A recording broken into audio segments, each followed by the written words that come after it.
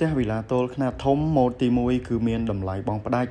$51,000 និងម៉ូតទី2គឺមានតម្លៃបងផ្ដាច់ $58,000 ទាំងនេះគឺមាននៅក្នុងបរិយាសុវណ្ណភូមិ CPO Villa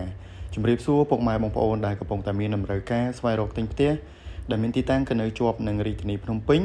នៅក្បែរនឹងតំបន់ដែលកំពុងតែអភិវឌ្ឍធំមានទីលានវាយកូនហ្គោលនិងទីក្រុងណប់ថ្មី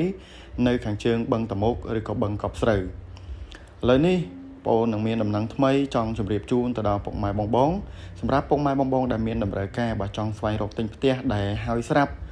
និងផ្ទះកំពុងតែសាងសង់បើអាចអញ្ជើញមកមើលទីតាំងក្នុងបរិយាសុវណ្ណភូមិ CPO Villa បានដែល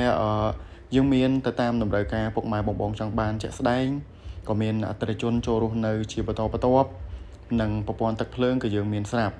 អញ្ចឹងគឺផ្ដល់ភាពងាយស្រួលសម្រាប់ពុកម៉ែបងដែលកំពុងតែមានតម្រូវការបើចង់ស្វែងរកទិញផ្ទះដែលផ្ទះសាងសង់ហើយនិងផ្ទះកំពុងតែសាងសង់កុំភ្លេចអញ្ជើញមកមើលទីតាំងនៅក្នុងបរិយាសុវណ្ណភូមិ CPO Villa ផ្ទាល់បានលក្ខខណ្ឌបងប្រាក់ងាយ